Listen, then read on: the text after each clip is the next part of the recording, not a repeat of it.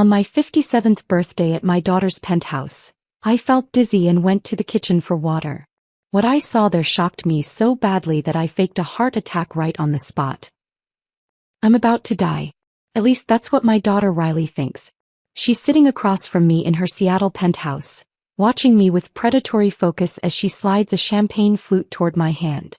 The liquid inside looks golden and celebratory. It's actually laced with enough antifreeze to cause kidney failure within 12 hours. I know this because 3 minutes ago I watched her husband Devin prepare it. I saw him measure the poison with a syringe. I heard him tell Riley, 3 milliliters total.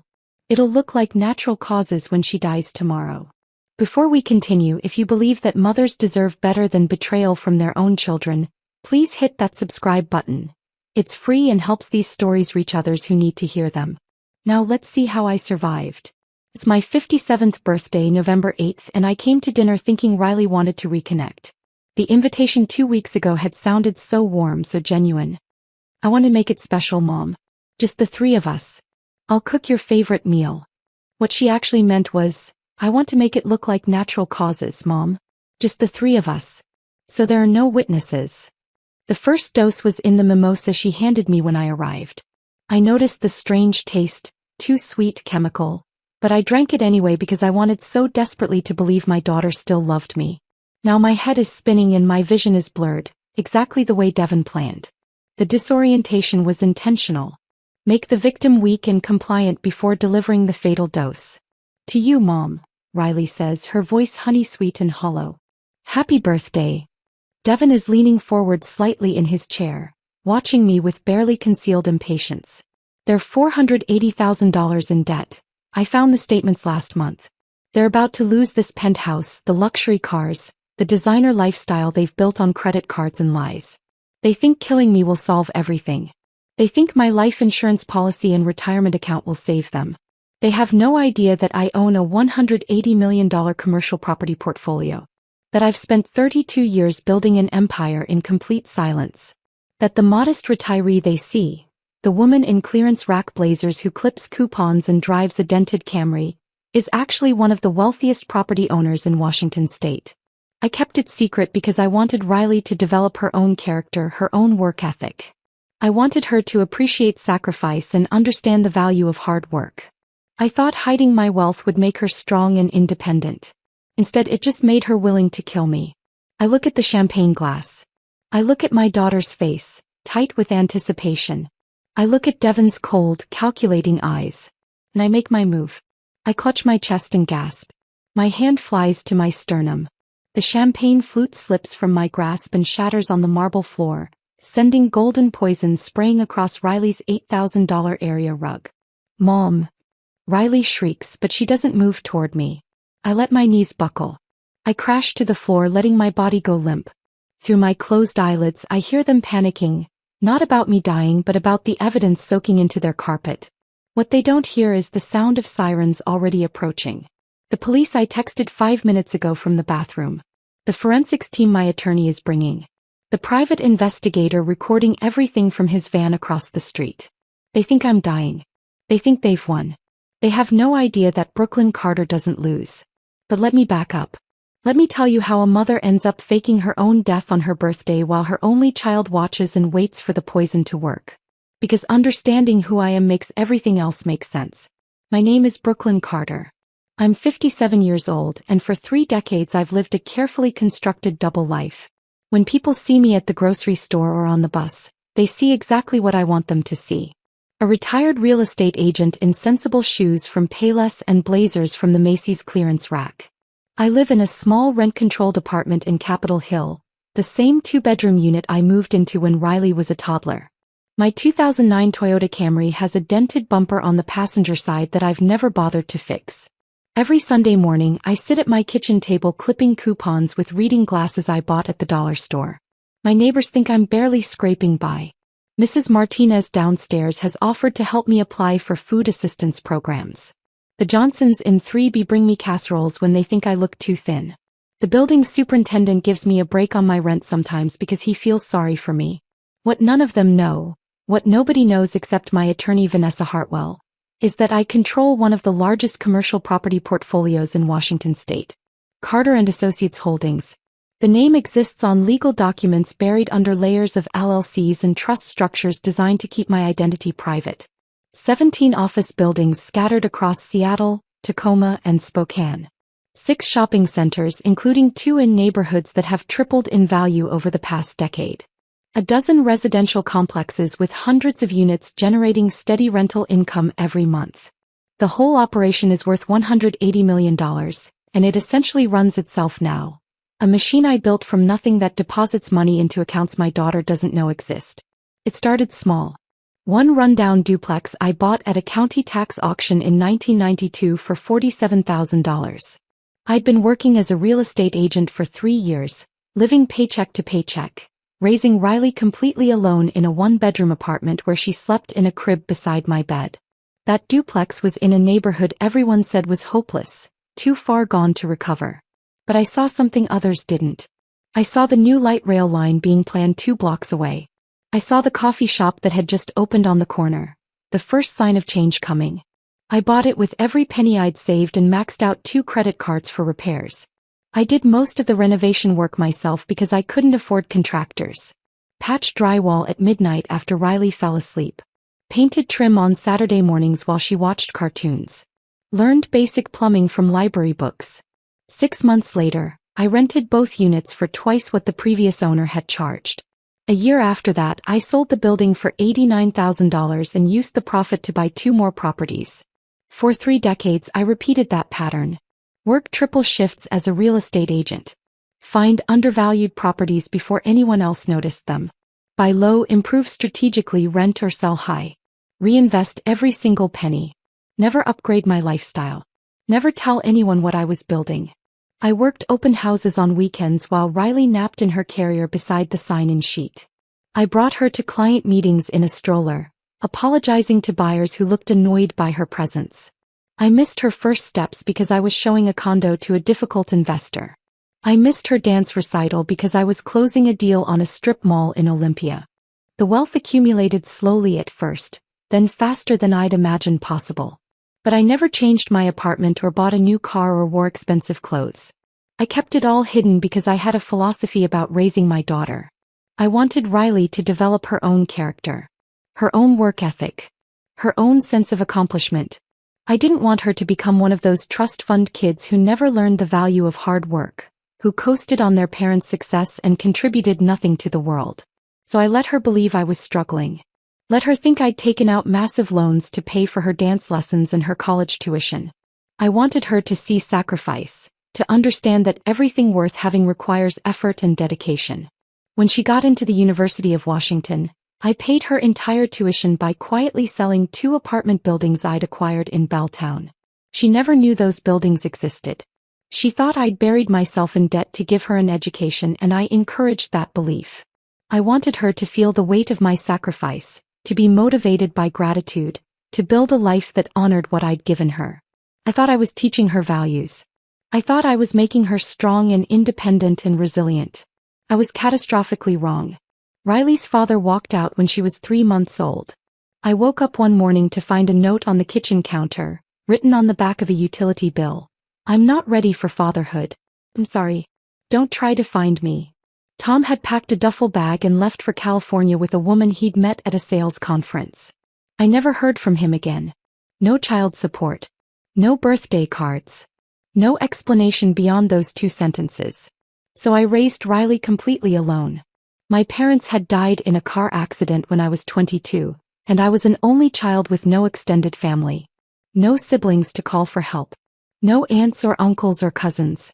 Just me and Riley against the world, and I was determined to make that world as good as I possibly could for her. I gave her everything I could manage. Dance lessons when she was 5 because she loved twirling in the living room. Summer camp every year at Lake Chelan because she adored swimming and making friendship bracelets. A bedroom of her own when she turned 8, which meant I moved my property management files out of the closet and worked at the kitchen table instead. I made sure she went to schools in good districts even though it meant longer commutes for me. But the empire I was building demanded time. So much time. I missed parent-teacher conferences because I was inspecting a building with foundation problems. I missed her middle school graduation because a tenant dispute in Spokane required immediate attention. I missed her prom send-off because I was negotiating a purchase agreement that couldn't wait. Every time I missed something, I told myself it was worth it.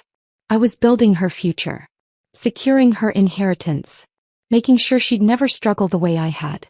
I was being a good mother in the only way I knew how, by working myself to exhaustion to provide financial security she didn't even know existed. The first warning sign appeared when Riley was 24. She brought Devin Garrison home for Thanksgiving. He claimed he worked in tech consulting, which I quickly realized was code for unemployed with big ideas and no follow-through. He wore a Rolex that turned out to be fake. He drove a leased BMW he couldn't afford. He spent the entire dinner talking about disrupting industries and scaling startups without ever explaining what any of it actually meant. He looked around my small apartment with barely concealed disgust. Made jokes about my furniture being vintage in a way that wasn't complimentary. Asked why I didn't invest in cryptocurrency or flip properties for quick cash. Completely oblivious to the irony since I was already doing exactly that, just quietly without bragging to strangers at holiday dinners. But what hurt most was Riley's reaction. She laughed along with his condescension. A new kind of laugh I'd never heard before. Sharp, performative, designed to create distance between us. She was embarrassed by me. Embarrassed by my modest apartment and my clearance rack clothes and my sensible life. When I pulled her aside in the kitchen and gently suggested that Devin seemed more interested in appearances than substance, she turned on me with genuine anger. You're just jealous that I found someone successful. You've been alone your whole life. You don't understand what it's like to build something with a partner. The words stung deeply, but I convinced myself it was just normal mother-daughter tension. They got married 6 months later in a ceremony that cost $85,000. I found out later through my private investigator that the entire wedding was financed with credit cards. 12 different cards, all maxed out, all carrying interest rates above 20%. That's when the real distance started. Over the next 3 years, Riley's phone calls became less frequent. Her visits became rarer. She stopped asking how I was doing and started making pointed suggestions instead. Had I thought about downsizing? Should I consider selling the Camry? Maybe I should look into senior living communities with meal plans? She was trying to convince me to liquidate what she thought were my only assets so she could access whatever equity existed. She didn't know the apartment was rent-controlled and worth nothing to sell. She didn't know the Camry was paid off and perfectly reliable despite its dented bumper. Last month, during one of her supposed migraine episodes when she asked me to help organize her mail, I found what I'd been dreading. Property tax notices with late fees stacking up. Collection letters from 3 different agencies. Credit card statements showing $480,000 in combined debt across 9 cards and 3 personal loans. They were drowning in their own financial decisions and they were desperate. I didn't confront her. I quietly photographed everything with my phone and asked Marcus Webb, my private investigator, to intensify his monitoring of their finances. I needed to understand exactly how bad things had gotten. Then 2 weeks ago, Riley called with that warm, syrupy voice I didn't recognize. She invited me to dinner for my birthday. Just the 3 of us at her penthouse. She'd cook my favorite meal. We'd celebrate properly. She wanted to reconnect after being distant. Something felt wrong about the invitation, but I wanted so desperately to believe her. I wanted to believe my daughter still loved me somewhere beneath the debt and the designer clothes and Devin's toxic influence. So I said yes. I accepted the invitation. I had no idea I was walking into a trap. Now here I am, lying on Riley's cold marble floor with my eyes closed, listening to her and Devin panic about the champagne I spilled. The poison meant to kill me is soaking into their expensive rug instead of destroying my kidneys. And the sirens are getting louder. The sirens are still distant, maybe 3 or 4 blocks away, but getting closer with every second. I stay perfectly still on Riley's marble floor, my body limp, my breathing shallow and irregular. Through my closed eyelids, I can hear Devin's footsteps, frantic, pacing back and forth across the living room. Why are there so many? His voice cracks with panic. Riley, did you call 911 yet? No. Riley's voice comes from somewhere near the kitchen. You said to wait. You said we had to make sure she was actually. Then who called them? The question hangs in the air. I can almost feel their paranoia thickening, their certainty crumbling. They're realizing something has gone terribly wrong with their perfect plan. But to understand how we got here, to this moment where I'm playing dead while my daughter panics about evidence, you need to know how this birthday dinner actually started. Because 5 hours ago I had no idea what was coming. 5 hours ago I still believed my daughter might love me. November 8th arrived cold and drizzly, the kind of typical Seattle weather that seeps into your bones. I took the bus to Riley's building because parking downtown costs a fortune and I've never believed in wasting money on unnecessary expenses. The number 10 dropped me off at First Avenue, and I walked the last 2 blocks with my umbrella fighting against the wind. Harbor Steps Tower rose above me like a glass monument to wealth I knew Riley and Devin didn't actually have. The lobby was all gleaming marble and modern art sculptures, twisted metal pieces that probably cost more than most people's annual salaries. A massive chandelier hung from the ceiling, each crystal catching the light and throwing rainbows across the polished floor. The doorman looked up from his desk as I approached.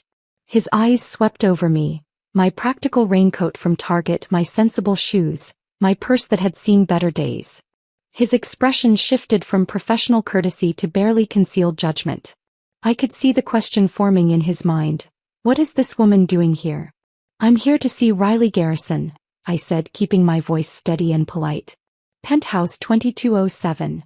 His eyebrows lifted slightly, surprise flickering across his face before he caught himself. Of course. Name. Brooklyn Carter. Her mother. Recognition dawned, followed immediately by a careful neutrality that told me everything I needed to know. Riley had never mentioned me to the building staff. Or if she had, it wasn't in any context that suggested pride or affection. Elevators to your left, he said, waving vaguely without looking up again. The ride to the 22nd floor felt endless. The elevator was lined with mirrors on 3 sides, and I caught my reflection from multiple angles. A woman who looked every year of her 57, gray hair that needed touching up, lines around her eyes from decades of stress and sleepless nights. I straightened my collar and told myself it didn't matter what I looked like. This was my daughter. She'd invited me here. She wanted to reconnect. The elevator chimed and the doors slid open onto a small private hallway with only 2 doors. Riley was standing outside the left one, and for a moment, just a flash, I saw the little girl she used to be. The one who'd run to meet me at the door after work, throwing her arms around my legs and chattering about her day. Then the moment passed. The woman in front of me was a stranger wearing my daughter's face. Mom. She stepped forward, her arms opening for a hug. She was dressed in a silk blouse the color of champagne and designer jeans that still had those crisp creases down the front from being recently purchased. Her hair was styled in loose waves that probably cost $200 at a salon. Diamond studs, or what I assumed were meant to look like diamonds, glinted in her ears. The hug felt wrong. Too brief. Too stiff. Like she was embracing someone for a photograph, holding the pose just long enough for it to count before pulling away. Happy birthday, Mom, she said, but her eyes were somewhere else. They flicked past me toward the elevator, then back, then toward the open door of her penthouse. Distracted. Calculating. Like she was checking off boxes on a mental list. Thank you for inviting me, I said, meaning it despite the awkwardness. It's been too long. I know. I'm sorry about that. Things have just been so crazy with Devin's business and the renovation projects and, well, you know how it is. She gestured for me to follow her inside. Come in, come in. Dinner's almost ready. The penthouse took my breath away, but not in a good way. Floor-to-ceiling windows dominated the far wall, offering a panoramic view of Elliott Bay and the Seattle skyline. The furniture was all sharp angles and minimalist design, beautiful but uncomfortable looking. Everything was white or gray or glass. Modern art hung on the walls, abstract pieces that probably had names like Untitled Number 7, and price tags that would make normal people weep. But what hit me hardest was the smell. White orchids. Massive arrangements of them scattered throughout the space, their cloying sweetness so overpowering it made my head ache within seconds. The scent masked something else underneath, something chemical and sharp that I couldn't quite identify. Wow, I said because Riley was watching me, waiting for a reaction. This is beautiful. 4.2 million, Riley said, a note of pride creeping into her voice. We got it for a steal, actually. The previous owner needed to sell fast. Devin handled the whole negotiation. I nodded, remembering the property tax notices I'd seen in her mail last month. The ones showing they were 3 months behind. The ones that would lead to foreclosure proceedings if they didn't catch up soon. Brooklyn. Devon's voice came from the dining area. He was sitting at the table with a glass of red wine, his posture deliberately casual. Legs crossed, one arm draped over the back of his chair. He didn't stand when I entered. Didn't smile. You made it. I was starting to think you'd gotten lost on the bus. The comment landed exactly as he intended it. A small cruelty. A reminder that I was beneath him, that I took public transportation while he drove a luxury car, that I existed in a different economic class. Traffic was light, I said simply, refusing to take the bait. Riley materialized beside me with a champagne flute filled with something orange and fizzy. Here, Mom. I made you a birthday mimosa. It's a special recipe, orange juice, champagne, and a splash of peach nectar. Your favorite fruits. I'd never told her peaches were my favorite. She was guessing, filling in details about a mother she'd never bothered to truly know. But I took the glass anyway, smiling my thanks. The first sip tasted wrong immediately. Too sweet, like someone had dumped simple syrup into it. And underneath the sweetness was something else. A chemical aftertaste that made my tongue feel slightly numb, like I'd been to the dentist. I assumed it was cheap champagne or artificial juice, the kind of corner cutting that people drowning in debt resort to. I forced myself to take another sip so Riley wouldn't feel rejected. The numbness spread slightly, a tingling sensation in my mouth that felt distinctly unpleasant. Sit, Riley said, guiding me toward the dining table. Dinner's almost ready. I made your favorite pot roast with carrots and potatoes. I'd mentioned liking pot roast once, maybe 15 years ago. The fact that she'd remembered felt like a small victory, a sign that maybe she did still care somewhere beneath all this distance. Devon watched me settle into my chair across from him. His eyes were cold, assessing like I was a problem he was trying to solve. So, Brooklyn, he said, swirling his wine. Riley mentioned your birthday. 57, right? That's a tough age. Health starts declining. Memory issues. You taking care of yourself? I'm fine, thank you. Because we worry, you know. Living alone at your age in that neighborhood. Capitol Hill's gotten rough. All those homeless camps. We keep telling you, you should think about downsizing. Maybe one of those senior communities with meal plans and activities. Wouldn't that be better than struggling alone? I gripped my champagne flute a little tighter. I'm not struggling. And I like my apartment. But for how much longer? Devon leaned forward, his voice taking on a tone of false concern that made my skin crawl. Be realistic. You're not getting any younger. What happens when you can't manage stairs anymore? When you need help with basic tasks? Riley and I have been discussing it, and we think it's time to make some practical decisions about your future. Riley appeared from the kitchen carrying a platter. She set it down in the center of the table, pot roast that actually looked and smelled delicious, but she didn't meet my eyes. Devon, let's not talk about this now, she murmured. It's Mom's birthday. I'm just being practical, Devon said. Someone has to be. Brooklyn, no offense, but you've been living hand-to-mouth your entire life. You worked yourself to the bone raising Riley, and what do you have to show for it? A rent-controlled apartment and a car that should have been scrapped 5 years ago. Riley told me you clip coupons, for God's sake. In 2024. My face burned with humiliation, but I kept my voice level. I live within my means. There's no shame in that. No, but there's no wisdom in it either. You're sitting on what, $400,000 in your 401k? Maybe more? That's just rotting in some low-yield account while your own daughter is trying to build something real. We've got this wellness startup.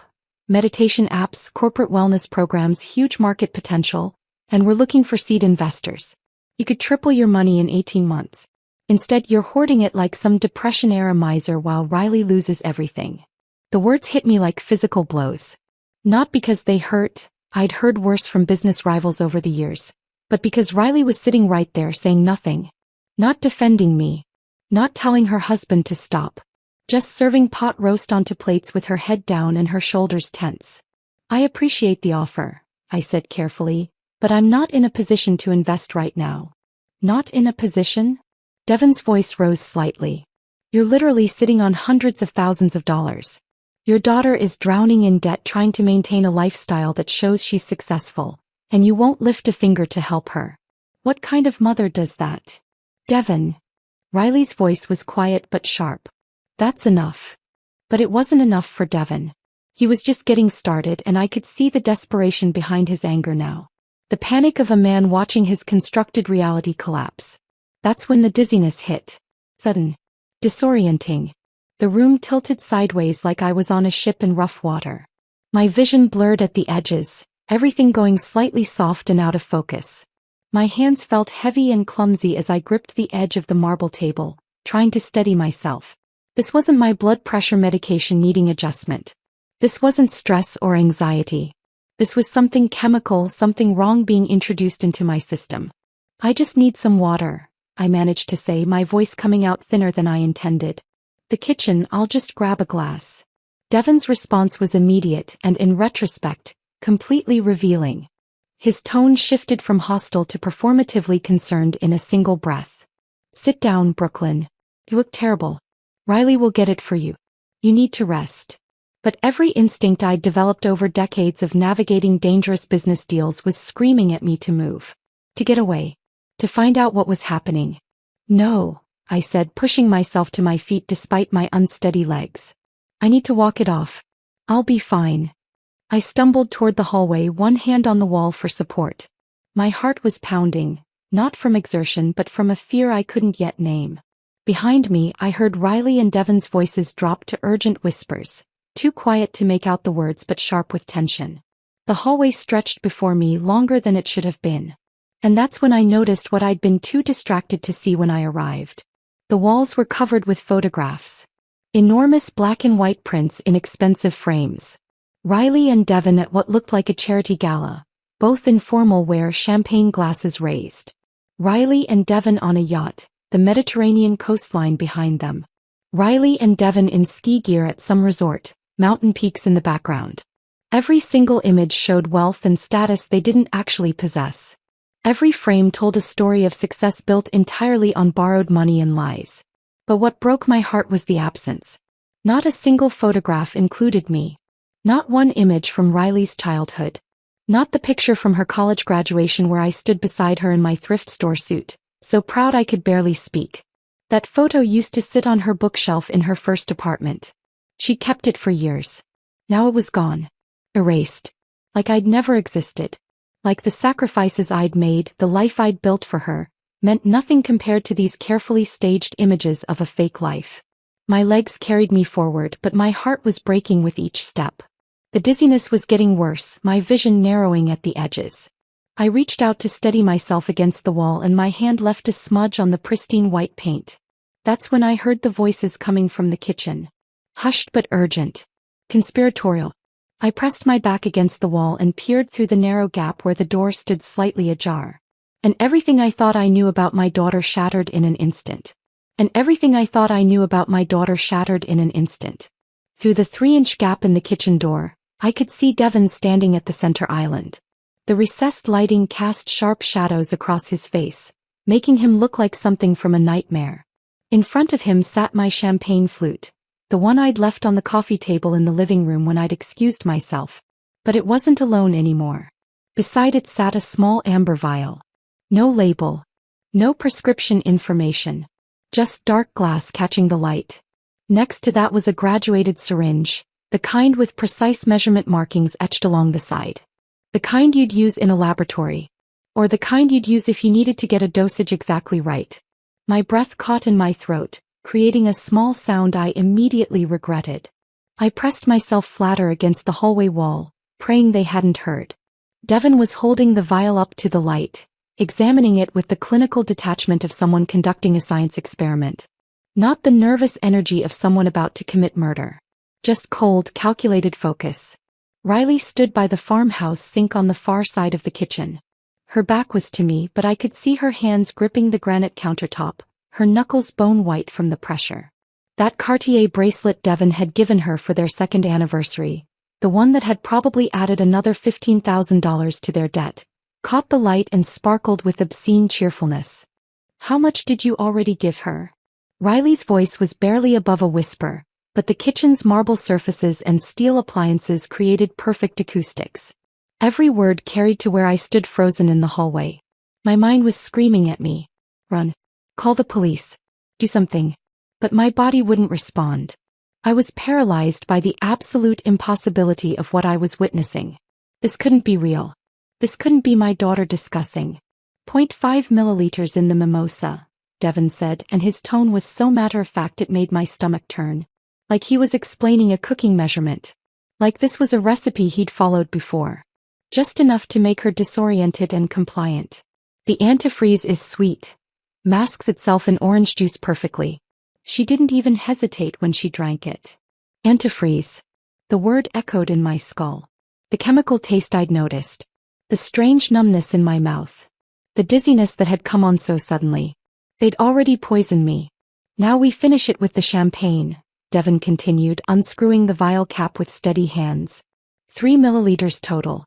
That's the key, not too much that it's obvious but enough to guarantee results. CDC toxicology reports are very specific about ethylene glycol. For someone her size with her blood pressure issues, 3 milliliters will cause acute kidney failure within 8 to 12 hours.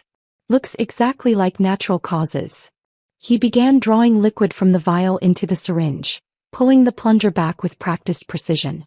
The clear fluid filled the chamber slowly, measured and deliberate. Riley's shoulders were shaking. For a moment I thought maybe she was crying. Maybe some part of my daughter was still in there, horrified by what they were planning. Then I realized she wasn't crying. She was just trembling with nerves. What if someone orders an autopsy? Riley asked, her voice tight and high-pitched.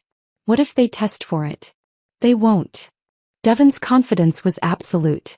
He held the syringe up to the light, checking the measurement. Think about it logically. She's 57 years old. She has documented hypertension. Her medical records show she's non-compliant with her medication. I checked when I accessed her patient portal using that password reset trick. She just had a heavy meal with wine and rich food. When an overweight, hypertensive woman in her late 50s dies suddenly after dinner, the automatic assumption is cardiac event or kidney failure. He positioned the needle over my champagne flute and slowly injected the contents, his hand perfectly steady. The clear liquid disappeared into the golden bubbles without a trace. Plus, Devon continued, setting the empty syringe down and swirling the glass gently, she has no siblings. No close friends. You told me yourself she burned those bridges years ago being obsessed with work. No one's going to demand additional testing. No one's going to question the narrative we provide. We're her only family. We control the story. The casual cruelty of his words was breathtaking. He'd thought through every angle, anticipated every question, prepared answers for every potential complication. This was an impulse. This was a plan. A detailed, researched, carefully constructed plan to murder me and make it look like natural causes. We just need to make sure she drinks it all, Devon said, examining the champagne flute with satisfaction. Once we get her back to the table we pour this and make a toast. Birthday celebration. She'll drink it because she's desperate for your approval, desperate to believe you still care about her. Then we wait. How long? Riley's voice was so quiet I almost didn't hear it. The preliminary symptoms start in 4 to 6 hours. Nausea, confusion, increased heart rate. We'll act concerned, offer to call for help, but she'll probably insist she's fine. You know how she is, never wants to be a burden. By the time she gets really bad she'll be home in that apartment. Alone. She'll probably call 911 herself when the pain gets unbearable, but by then it'll be too late. Kidneys will be shutting down. Even if they figure out it's poisoning, there's no way to trace it back to us. But murder, Devon. Riley finally turned away from the sink. I could see her face now, pale and drawn. We're talking about murder. She's my mother. For one desperate, agonizing moment I thought she might refuse. I thought I might see some spark of the little girl I'd raised. The one who used to wrap her arms around my neck and whisper, "I love you, Mommy," before bed. The one who'd made me Mother's Day cards with crayon drawings and crooked hearts. But Devon stepped toward her, his expression hardening into something cold and frightening. "She's an obstacle," he said, and each word felt like a knife. "Look at our situation, Riley. Really look at it. We're 6 weeks from foreclosure. The credit cards are maxed. The car payments are 2 months behind. Your business failed. My business failed. We have nothing except this penthouse we can't afford and a lifestyle we can't maintain. But killing her isn't killing. It's survival." Devon grabbed Riley's shoulders, forcing her to look at him. She's 57. She's lived her life. A mediocre, small, meaningless life, but she lived it. We're 35 and 37. We have decades ahead of us. Decades that will be spent in bankruptcy and shame and poverty unless we do something drastic right now. The life insurance is only $400,000, Riley said weakly. Plus whatever's in her retirement accounts. Plus the equity in that apartment when we force a sale. Plus whatever else she's hiding. I guarantee you there's more. She's been squirreling away money her whole life like some paranoid Depression-era hoarder. Once we have power of attorney we can access everything. Liquidate it all. She'd never give us power of attorney. She won't have to. Devon's smile was cruel and knowing. Once she's incapacitated from the kidney failure, we petition the court for emergency medical guardianship. Given her condition and the fact that we're her only family, it's automatic. Then we make the compassionate decision to remove life support if it comes to that, and we inherit everything. Inevitable. The casual way he'd mapped out my death, not just my death but the systematic plundering of everything I'd built, made my vision go white at the edges. Riley stared at her husband for a long moment. I could see her chest rising and falling with rapid, shallow breaths.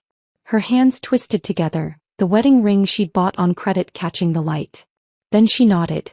Just a small dip of her chin. Almost imperceptible. But it was there. Okay, she whispered. Hey. But we have to be careful. Every detail has to be perfect. If anyone suspects, no one will suspect. Devon pulled her into an embrace, stroking her hair like she was a child he was comforting. We've planned this perfectly. In 24 hours this will all be over. Your mother will be gone, our debts will be paid, and we'll finally have the life we deserve.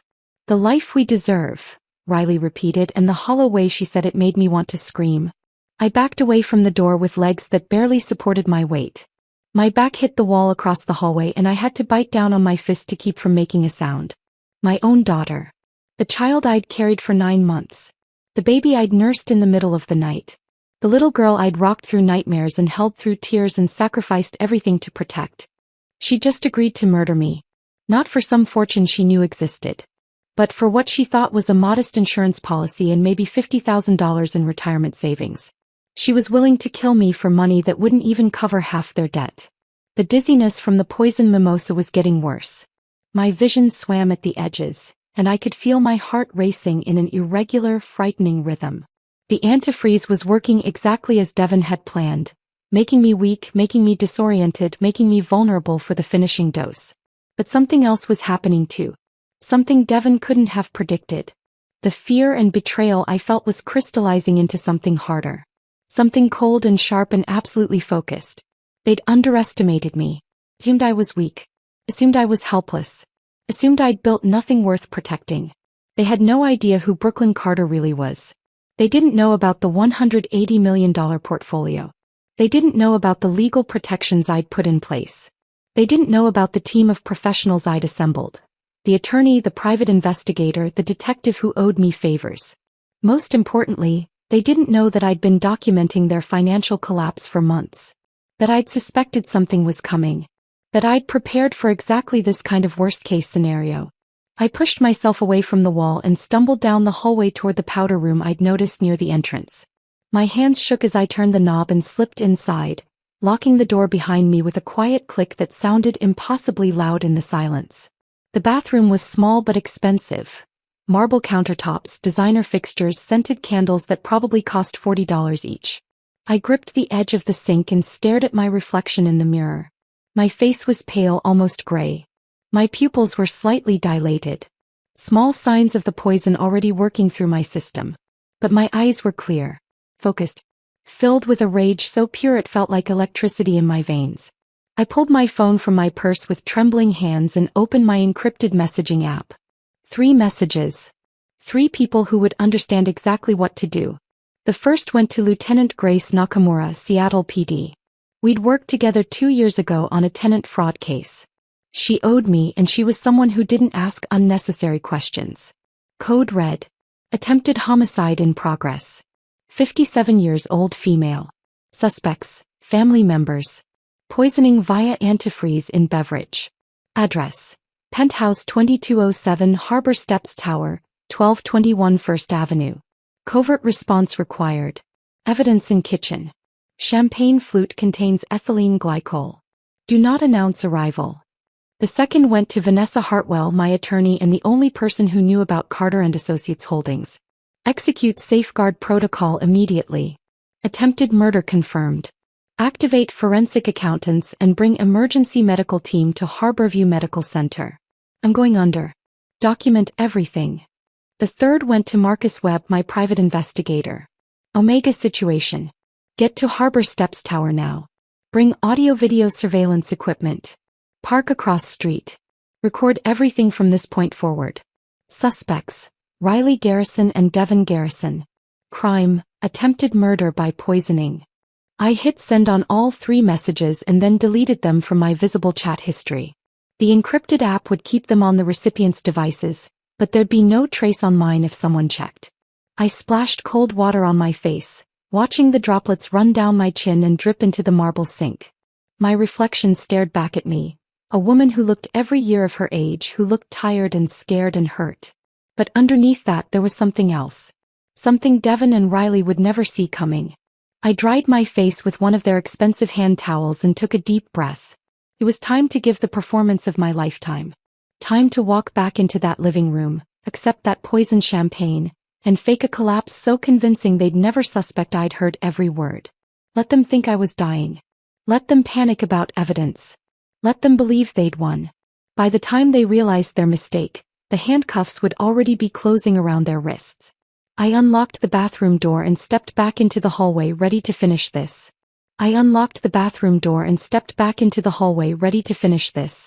My legs felt unsteady. Partly from the poison already working through my system, partly from adrenaline coursing through my veins like liquid electricity. I steadied myself against the wall, letting my hand leave a visible smudge on the pristine white paint. Good. That would look authentic. A woman struggling to stay upright, confused and disoriented, stumbling back from the bathroom. I could hear movement from the kitchen. The soft clink of glass. Running water. They were cleaning up their workspace, disposing of evidence, preparing to serve me my execution disguised as a birthday toast. I forced myself to breathe slowly to stay in character. Weak. Dizzy. Unsuspecting. The hallway seemed longer now, the distance back to the living room stretching impossibly. Those photographs of Riley and Devin in their fake life stared down at me from the walls. Silent witnesses to my daughter's transformation from the girl I'd raised into someone I no longer recognized. Mom. Riley's voice came from somewhere ahead. Mom, are you okay? You were in there forever. I rounded the corner and saw her standing in the hallway entrance, backlit by the living room's expensive lighting. For a split second she looked genuinely concerned. Her eyebrows were drawn together, her mouth set in a small frown. Then I saw her eyes flick past me toward the bathroom, calculating whether I'd heard anything or seen anything I shouldn't have. I'm okay, I managed, making my voice thin and breathless. Just felt a little dizzy. I think maybe I need to sit down. Of course. Riley moved toward me quickly, taking my arm with a grip that was just slightly too tight. Come on. We poured you fresh champagne. It's the good stuff, Veuve Clicquot. Your favorite, remember? I'd never told her Veuve Clicquot was my favorite. I rarely drank champagne at all. She was filling in blanks, constructing details about a mother she'd never bothered to actually know. The casual invention should have hurt, but I was past hurt now. I was in survival mode. That's so thoughtful, I said, letting her support more of my weight than necessary. I shuffled my feet slightly, sold the image of a woman on the edge of collapse. You didn't have to go to so much trouble. It's your birthday, Mom. You deserve something special. The words were hollow, recited without meaning. Like dialogue from a script she'd memorized but never understood. We entered the living room and there was Devin standing by the sofa. He'd composed himself since I'd overheard them in the kitchen. His face was arranged in an expression of polite concern, though his eyes remained cold and watchful. In his hand was a fresh champagne flute, the liquid inside catching the light from the floor-to-ceiling windows. Golden. Sparkling. Beautiful. Deadly. Brooklyn, he said, his voice smooth with false warmth. You look terrible. Here, sit down before you fall down.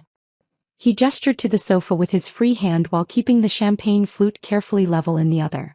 Riley was just telling me how worried she is about you. This dizziness, has this happened before? Maybe we should call your doctor. The performance was almost impressive. If I hadn't heard him discussing my murder in clinical detail 10 minutes ago, I might have believed he actually cared. No, doctor, I said quickly, letting Riley guide me to the sofa. I just need to sit for a minute. It's probably just my blood pressure medication. Sometimes if I don't eat enough during the day, it makes me lightheaded. Well, you need to take better care of yourself. Devin pressed the champagne flute into my hand, his fingers lingering just a moment too long to ensure I had a firm grip. Here, this will help. Sugar and bubbles, it'll get your blood sugar up. The flute felt impossibly heavy in my hand. Or maybe that was the weight of knowing what it contained. 3 milliliters of antifreeze, carefully measured and dissolved into expensive champagne. Enough to cause kidney failure within 12 hours. Enough to kill me slowly while they watched and waited and pretended to care. I looked down at the golden liquid. Tiny bubbles rose to the surface in delicate streams, bursting when they reached the air. It looked exactly like what it was supposed to be. A celebratory drink, a birthday toast, a gesture of love from family. Then I looked up and saw Riley perched on the arm of the sofa beside me. Her body was rigid with tension, every muscle tight. She wasn't blinking. Her breathing was shallow and rapid, her chest rising and falling too quickly. She was staring at the champagne flute in my hand with an intensity that would have been alarming if I hadn't known exactly what she was thinking. She was waiting for me to drink. Waiting for me to seal my own fate. Waiting for the moment when the poison passed my lips and the countdown to my death began. Devin had positioned himself slightly behind me, close enough that I could smell his cologne. Something expensive and cloying that probably cost more than my monthly grocery budget. He was watching too, though he was better at hiding it. His expression remained concerned and attentive, but I could feel his focus laser-locked on my hands, on the glass, on whether I was going to drink. To you, Mom, Riley said suddenly, her voice pitched too high, too bright. Happy 57th birthday. I know we haven't been as close lately as we should be, but I want you to know how much I appreciate everything you've done for me. Everything you've sacrificed. You're an amazing mother. The lies came so easily to her. The words were exactly what I'd longed to hear for years, but they meant nothing. Less than nothing. They were just bait, manipulation designed to make me emotional enough to drink without thinking. I raised the glass toward my lips. My hand was shaking. That part wasn't performance, that was genuine fear mixing with rage, but it worked in my favor. I looked fragile. Vulnerable. Exactly what they wanted to see. The rim of the glass touched my mouth. I tilted it just slightly, letting the smallest amount of liquid touch my tongue. Sweet, with that distinctive chemical burn underneath that I now recognized as antifreeze. The taste was masked well by the champagne and what tasted like added sugar syrup, but it was there. Undeniable proof of what they'd done. I let my eyes widen slightly as if registering that something was wrong. Let my breath catch. Then I clutched my chest with my free hand. The gasp that tore from my throat was half performance, half genuine horror at what my own child had become. My fingers dug into the fabric of my blouse, gripping hard enough that my knuckles went white. The champagne flute slipped from my other hand. I didn't throw it, I just let it fall, let gravity take over. It hit Riley's pristine white area rug and shattered. Golden liquid sprayed across the expensive wool in a spreading stain, glass shards scattering like tiny diamonds across the floor. The sound of breaking crystal was sharp and final in the quiet penthouse. Mom! Riley shrieked, and her voice was perfect panic. But she didn't move toward me. She didn't reach out to catch me or help me. She froze exactly where she was, her eyes locked on the champagne soaking into her $8,000 rug. Not concern for her dying mother. Concern for the evidence spreading across her floor. I squeezed my eyes shut and let my body go completely limp. Decades of working on construction sites, of climbing ladders and walking roof edges and inspecting unstable structures. All of that had taught me how to fall without seriously hurting myself. I let my knees buckle and went down hard, my body crumpling sideways off the sofa onto the cold hardwood floor that extended beyond the rug's edge. The impact jarred my hip and sent a spike of pain up my spine, but I'd taken worse falls. I knew how to distribute the force, how to protect my head, how to land in a way that looked devastating but wasn't actually dangerous. I let my head loll to the side, my cheek pressed against the floor. kept my eyes squeezed shut, made my breathing shallow and irregular, not the steady rhythm of someone faking, but the erratic gasps of someone in genuine distress. Through my closed eyelids I could hear everything with crystal clarity. Is she dying already? Riley's voice was high-pitched and panicked, but still she didn't come to me. I could hear her heels clicking rapidly, but the sound was moving away, not closer. Devon, she barely drank any. What if? Shut up. Devon's voice was sharp as a blade. Check her pulse. No, wait, don't touch her. Pause. I could feel him moving closer, sense his presence looming over my motionless body. If she's having a real heart attack and we didn't give her enough poison, this is actually better, Devon said, his voice dropping to an urgent whisper. Natural causes. No investigation. But we need to be smart about this. But the champagne, Riley hissed, and now I could hear genuine fear creeping into her voice. Devon, it's all over the rug. If the paramedics come and test it, if anyone tests it, then get it cleaned up. Devon snapped. Now Riley. Use club soda, blot it. Don't rub or it'll spread. Move. I heard Riley's heels clicking frantically toward the kitchen. Heard cabinets opening, bottles clinking, the sound of liquid being poured. She was trying to clean up the poisoned champagne, trying to eliminate the evidence before help arrived. Devon's footsteps circled me slowly. I could feel him leaning down, close enough that I could smell his cologne and the wine on his breath. Close enough that if I'd opened my eyes, I would have been staring directly into his face. Come on, he muttered so quietly I almost didn't hear it. Come on, you stubborn old woman. Just die already. Just make this easy. The words should have terrified me. Should have made me want to scream or fight or run. But instead I felt that cold rage solidify into something harder. Something unbreakable. He straightened up and I heard his phone come out of his pocket. The sound of him dialing. His voice shifted back to that false concern as he spoke. Yes, 911. My mother-in-law just collapsed. I think she's having a heart attack. Yes, she's breathing but it's very shallow. The address is. But he never finished that sentence. Because at that exact moment the sound I'd been waiting for cut through the night. Sirens. Multiple sirens growing louder by the second. Not the single ambulance Devon was trying to call. Not the delayed response that would arrive after they'd cleaned up the evidence and constructed their story. This was a full response. Police. Fire department. Paramedics. All converging on this address at the same time, responding to the messages I'd sent from the bathroom 15 minutes ago. Devon's voice cut off mid-sentence. I heard his phone clatter to the floor. What the? He moved to the windows and I could picture him staring down at the street below, watching emergency vehicles arrive in force. Riley, why are there so many? Did you call 911? No. Riley's voice came from the kitchen, sharp with panic. You said to wait. You said we had to be careful about timing. Then who? The sirens were deafening now, right outside the building.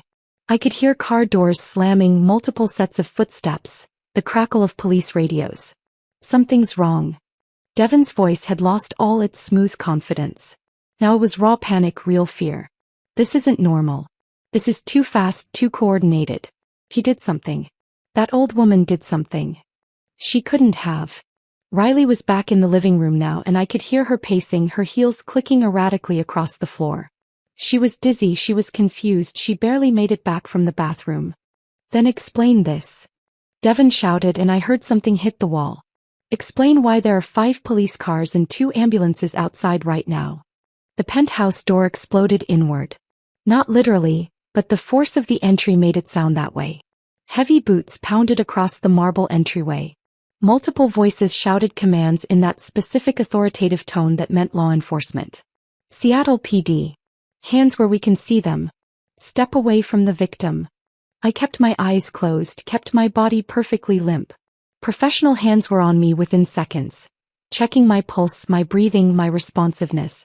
I felt someone lift my eyelids gently, saw blurred shapes through my lashes.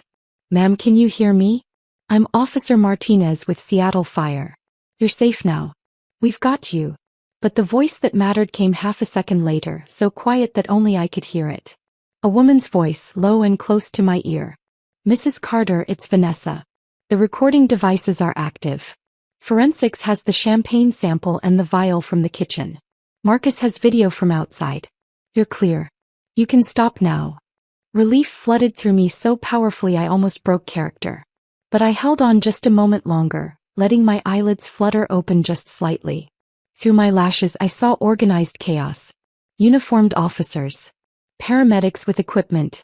Plainclothes detectives with badges clipped to their belts. And beyond them, pressed against the far wall like trapped animals, I saw Riley and Devon. Their faces were drained of color. Their expensive clothes suddenly looked like costumes. All their borrowed wealth, their carefully constructed facade meant nothing now. We didn't do anything. Riley was screaming, her voice shrill and desperate. She just collapsed. We were about to call 911.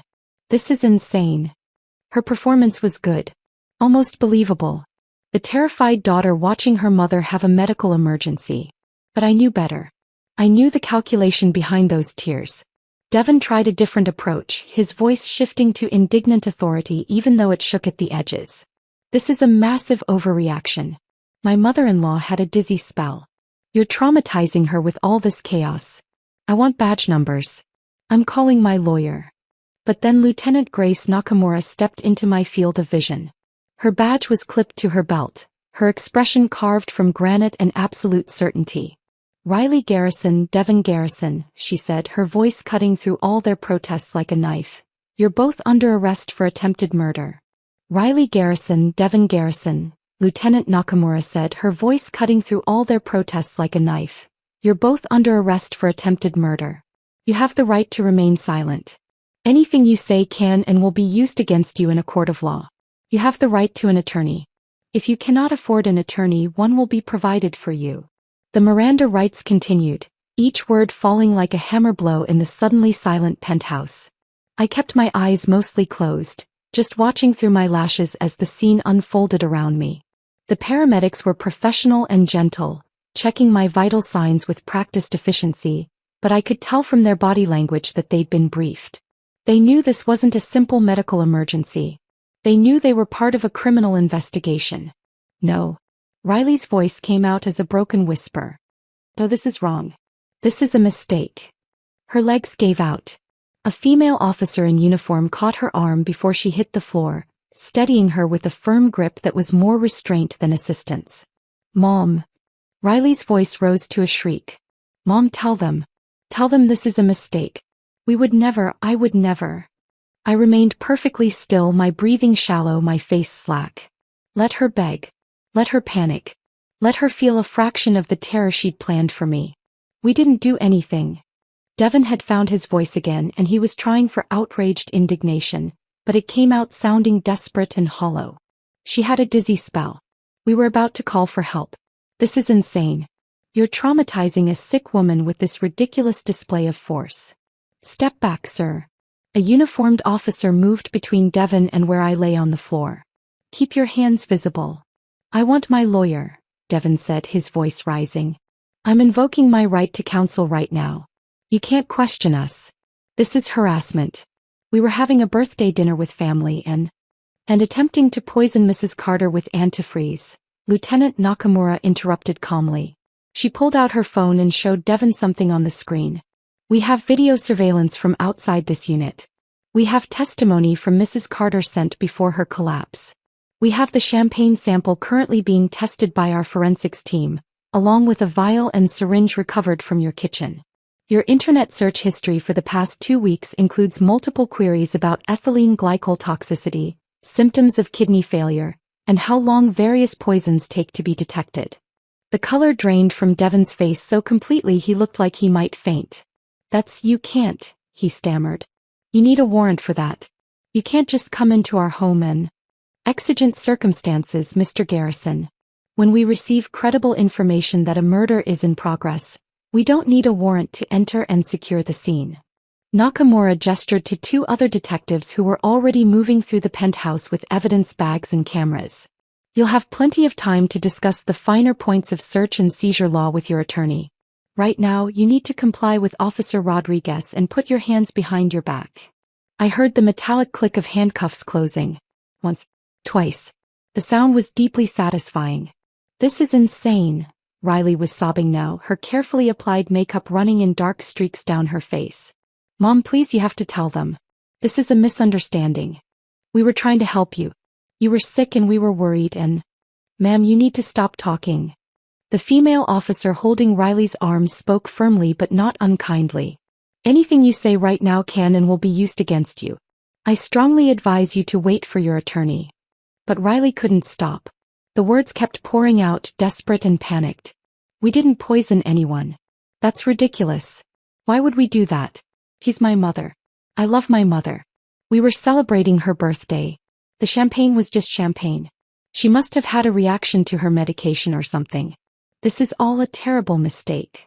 The forensics team will determine what was in that champagne, Nakamura said evenly. Along with the vial and syringe we found in your kitchen, and the stain on your carpet that you were actively trying to clean when we arrived. Riley's mouth opened and closed, but no more words came out. The reality of how completely they'd been caught was finally sinking in. The paramedics had finished their initial assessment. One of them, a woman in her 40s with kind eyes and efficient movements, leaned close to me. Mrs. Carter, I know you can hear me. We're going to transport you to Harborview Medical Center. You've been exposed to ethylene glycol, and we need to get treatment started immediately. Can you squeeze my hand if you understand? I gave her fingers the slightest pressure. Enough to confirm comprehension, not enough to break the appearance that I was barely conscious. Good. We've got you. You're safe now. They lifted me onto the gurney with practiced coordination, strapping me down securely. As they raised the gurney to rolling height, I finally allowed myself to turn my head just slightly. Just enough to make direct eye contact with Riley. She was standing against the wall, handcuffed, her silk blouse rumpled and her designer jeans suddenly looking cheap and garish under the harsh lights. Mascara tracked down her face in thick black rivers. Her mouth was open, her eyes wide and desperate. For a moment we just looked at each other. Mother and daughter. The woman who'd given everything and the woman who'd tried to take everything, including life itself. Mom, Riley whispered, and this time her voice was small and broken. Mom, please. This is a misunderstanding. You have to tell them. We would never hurt you. I would never hurt you. Please. I held her gaze. Let her see that I was fully conscious. Fully aware. That I'd heard every word in that kitchen. That I knew exactly what they'd planned, exactly what they'd done, exactly who they really were. I watched the realization dawn in her eyes. The slow, horrifying understanding that I wasn't confused or unconscious or having a medical emergency beyond my control. I had orchestrated this. I had called the police before I collapsed. I had been 10 steps ahead of them from the moment I'd heard them discussing my murder. Her mouth opened wider. You knew? You heard us? But how did you, when did you? Ma'am, stop talking. The officer holding her arms spoke more sharply this time. Seriously. Stop talking right now. But Riley wasn't listening. She lunged forward, straining against the officer's grip in the handcuffs, reaching toward me with desperate hands. Mom. Please, you have to understand. We were desperate. The debt, the foreclosure, we had no choice. You don't understand what it's like to lose everything. We needed help and you had money and you were just sitting on it and… Step back. 2 more officers moved in, physically restraining Riley as she fought to get closer to me. Ma'am, if you don't calm down right now, we will add resisting arrest to the charges. The paramedics were already moving, pushing the gurney toward the door. I let my head roll back to center, breaking eye contact with Riley, listening to her voice rise to a shriek behind me. We were going to lose everything. Don't you understand? We were trying to survive. You would have wanted us to be okay. You would have wanted to help us. Mom. Her voice cracked on that last word, breaking into a raw, animalistic sound of pure desperation. The elevator doors were open, waiting. The paramedics wheeled me inside, and Vanessa appeared beside the gurney, her professional demeanor firmly in place but her eyes showing relief and something that might have been pride. You did it, she said quietly. You actually pulled it off. Through the closing elevator doors I caught one last glimpse of the penthouse. The floor-to-ceiling windows showing the Seattle skyline at night. The expensive furniture and meaningless art. Riley and Devon in handcuffs, surrounded by police officers. My daughter's face, twisted with panic and rage and the dawning horror of consequences she'd never imagined. Mom. Riley's voice reached me one final time, echoing down the hallway. Please. You can't do this. I'm your daughter. I'm your only family. The elevator doors closed with a soft mechanical whisper, cutting off her screams mid-word. The sudden silence was profound. Just the quiet hum of the elevator descending, the soft beep of medical equipment, the measured breathing of the professionals surrounding me. I closed my eyes fully for the first time since the performance began. Let myself feel the weight of what had just happened. My daughter had tried to murder me. My daughter was now under arrest. My daughter's life as she knew it was over. And I had made it happen. The elevator descended smoothly through the floors. 22. 21. 20. Each number ticking down felt like distance opening between my old life and whatever came next. Mrs. Carter. Vanessa's voice was gentle. We need to get you to the hospital for treatment. You did ingest some of the antifreeze and even a small amount can be dangerous. But the doctors are standing by. They know you're coming. You're going to be fine. I opened my eyes and looked at her. Really looked at her. Vanessa Hartwell, the attorney who'd helped me build Carter and Associates in secret, who'd structured the trusts and the LLCs and the protections that kept my wealth hidden. Who drafted the safeguard protocol 3 months ago when I'd first started suspecting Riley's desperation might lead somewhere dark. The evidence? I managed to whisper, my throat raw from controlling my breathing for so long. Solid, Vanessa confirmed. Marcus has video from the moment you arrived at the building. The champagne sample was collected immediately. It's already on its way to the lab, but the field test confirmed ethylene glycol. The vial and syringe from the kitchen are bagged and tagged. Riley's frantic attempt to clean the carpet before calling 911 was captured on the officer's body cameras. And your messages to Nakamura are time-stamped before your collapse, establishing that you were aware of the threat and took action. The elevator reached the ground floor. The doors opened onto organized chaos. More emergency vehicles, more police, curious residents of the building being held back by uniformed officers. News crews were already setting up in the street beyond the police tape, their cameras and lights creating a circus atmosphere. As the paramedics wheeled me out through the lobby, I saw the doorman who'd looked at me with such dismissiveness earlier. His eyes were wide with shock as he watched the woman he'd thought was too poor to belong here being wheeled out on a gurney, surrounded by police and paramedics, at the center of what was clearly a major criminal investigation. The November night air hit my face as we emerged onto the street. Cold and damp and somehow cleansing. The rain had stopped, leaving the pavement slick and reflective under the emergency lights. They loaded me into the ambulance with efficient care. Vanessa climbed in beside me and Lieutenant Nakamura appeared at the back doors before they closed. Mrs. Carter, she said, and there was genuine respect in her voice. That was either the bravest or the craziest thing I've seen in 15 years of law enforcement. Probably both. I managed a weak smile. Did we get everything we need? Everything and then some. They're going to go away for a long time. She paused. I'm sorry it came to this. Me too. The ambulance doors closed. The siren wailed to life. We pulled away from Harbor Steps Tower, leaving behind the daughter I'd raised and the life I'd built for her and the birthday dinner that had become a crime scene. I was alive. I was safe. I had survived my daughter's attempt to murder me. But as the ambulance sped through the dark Seattle streets toward the hospital, I couldn't shake the echo of Riley's final scream. The word haunted me even as the adrenaline began to fade and the reality of my survival set in. I'd won. I'd saved my own life and brought my daughter to justice. So why did victory feel so much like grief? The question followed me through the emergency room intake, through the blood draws and 4 insertions, through the battery of tests they ran to determine how much antifreeze had actually entered my system. It sat beside me like a ghost as they moved me from the ER to a private room on the 4th floor, away from the public areas where reporters were already starting to gather. The private room at Harborview Medical Center was quiet in a way that felt almost holy after the chaos of the arrest. The walls were pale blue, the lighting soft and indirect. Medical equipment beeped and hummed with steady reassurance. Proof that I was alive, that my heart was beating, that my kidneys were still functioning despite Riley's best efforts to destroy them. I lay in the hospital bed, no longer performing, no longer pretending. Just Brooklyn Carter, 57 years old, trying to process the fact that my only child had attempted to murder me for money she didn't know existed. The 4 in my left arm delivered fomepizole, the antidote to ethylene glycol poisoning. The doctor, a tired-looking woman in her 40s, had explained that I'd gotten lucky. The amount I'd actually ingested from that single sip of champagne was minimal, not enough to cause serious damage if treated promptly. The mimosa's dose had been designed to disorient, not kill. If I'd drunk the full champagne flute as planned, the outcome would have been very different. "You'll need to stay overnight for observation," she'd said, checking my chart.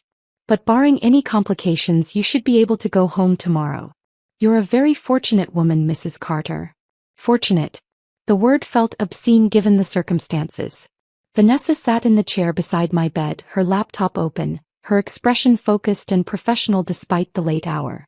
She'd been with me since the ambulance ride, handling phone calls and coordinating with the police and managing the sudden explosion of legal issues that came with exposing my wealth and having my daughter arrested for attempted murder. "Marcus is still on site," she said, turning the laptop so I could see the screen. The display showed multiple camera feeds from his surveillance van, still parked across from Harbor Steps Tower. I could see police vehicles, evidence technicians going in and out of the building, and a growing crowd of onlookers and media personnel being held back by yellow tape. "The police are still processing the scene," Vanessa continued. "They've been there for 3 hours now. Forensics collected the champagne residue from the carpet. They literally cut out a section of the rug to preserve it. The vial from the kitchen counter. The syringe Devon threw in the trash under some paper towels. And they found 2 additional bottles in the bar area that field tests suggest may also have been tampered with." I felt my stomach turn. 2 additional bottles? "We think those were backups. In case you didn't drink enough of the champagne, or if you got suspicious and refused it. They wanted multiple delivery methods ready." Vanessa's voice was clinical, detached, but I could see anger simmering beneath her professional composure. "They'd planned this very thoroughly, Brooklyn. This wasn't impulsive. This was calculated." She pulled up another screen showing what looked like official documents. "The DA's office has already been in touch. Catherine Reeves, she's the senior prosecutor handling major crimes. She says this is the most airtight attempted murder case she's seen in a decade. We have your time-stamped messages establishing you knew about the threat before you collapsed. We have video surveillance of Devon preparing the poison. We have audio from the kitchen conversation. We have physical evidence with clear chain of custody. And we have their own panicked behavior when the police arrived. Riley trying to clean up the evidence, Devon's incriminating statements." "What did he say?" I asked.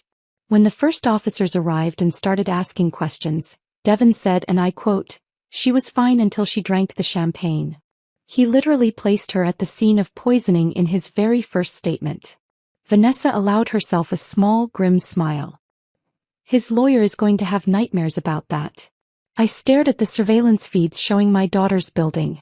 Somewhere in that tower, in that expensive penthouse she couldn't afford, crime scene technicians were photographing and documenting the place where Riley had planned my death. Collecting evidence that would be used to prosecute her. Building the case that would send her to prison. My daughter. In prison. The thought should have brought satisfaction. Justice. Vindication. Instead it just felt hollow. What about the trust? I heard myself ask, though I already knew the answer. We drafted the documents 3 months ago, right after I'd found those credit card statements in Riley's mail and realized how desperate her situation had become. Executed exactly as planned, Vanessa confirmed. She pulled up the relevant documents on her screen, pages of legal text that I'd spent weeks perfecting with her. The irrevocable trust stipulates that upon your death or incapacitation under suspicious circumstances, 100% of your assets transfer to the Carter Foundation for Women's Entrepreneurship. Riley is excluded entirely. There's no mechanism for her to contest it, no loophole for her to exploit. The foundation was established 6 weeks ago and is already operational with its own board of directors. Devon never had any claim to begin with, I said. Correct. He married Riley, not you. He has no legal standing regarding your estate whatsoever. Vanessa closed that window and opened another. I've also activated the secondary provisions we discussed. All the quiet financial support you've been providing, the property tax payments on their penthouse, the minimum payments on 3 of their credit cards, those anonymous deposits you made to their checking account every month to keep them afloat. All of it stopped the moment you were admitted to this hospital. She showed me account statements, transaction histories, a timeline of financial support I'd been providing for the past 18 months without Riley ever knowing. Thousands of dollars a month, channeled through intermediaries so it couldn't be traced back to me. Money I'd given because despite everything, despite the distance and the coldness, she was still my daughter. Within 72 hours, Vanessa continued, foreclosure proceedings will begin on the penthouse. They're already 4 months behind on the property tax, and without your payments they have no way to catch up. The bank will repossess Devon's leased BMW and Riley's Mercedes. The credit cards will default. Their carefully constructed lifestyle of borrowed money and fake success ends now. Good, I said and meant it. Let them feel what it's like to have nothing. Let them understand the life they thought I was living, the poverty they assumed I wallowed in while refusing to help them. Vanessa reached over and squeezed my hand. Her palm was warm and solid, real in a way that very little felt right now. How are you doing? Really? I closed my eyes and let myself feel the full weight of what had happened. For hours I'd been running on pure adrenaline and strategic thinking. Planning my survival, executing my escape, ensuring the evidence was collected. Now, in the quiet safety of this hospital room, the emotional reality was crashing over me like a tsunami. My daughter tried to kill me, I said, and hearing the words out loud made them somehow more real and more impossible at the same time. Riley. The baby I carried for 9 months. The child I rocked through nightmares and held through tears. The little girl who used to tell me I was the bravest person in the world. She stood in that kitchen and agreed to poison me. I know. I gave her everything, Vanessa. Everything. I worked myself into exhaustion. I missed her childhood because I was building something I thought would secure her future. I hid my success because I wanted her to develop character and strength and independence. And what did I create? Someone who sees me as an obstacle. Someone who thinks my life is worth less than their credit card debt. My voice cracked on the last words. I felt tears sliding down my face. The first tears I'd allowed myself since this nightmare began. You didn't create that, Vanessa said firmly. Devon did. Riley was already insecure about money, already ashamed of her modest upbringing, already desperate to appear successful. Devon saw all of that and weaponized it. He isolated her from you, convinced her that you were hoarding resources while she suffered, painted you as selfish and uncaring. He manufactured the resentment that made murder seem justified. But she made the choice, I said, opening my eyes to look at Vanessa. In that kitchen when he laid out the plan, she could have said no. She could have walked away. She could have called the police or warned me or done literally anything except nod and say, okay. That was her choice. Her agency. Her decision. Vanessa didn't argue because she knew I was right. She'd seen the surveillance footage, heard the audio recording. There was no ambiguity about Riley's role. She wasn't a passive victim. She was an active participant.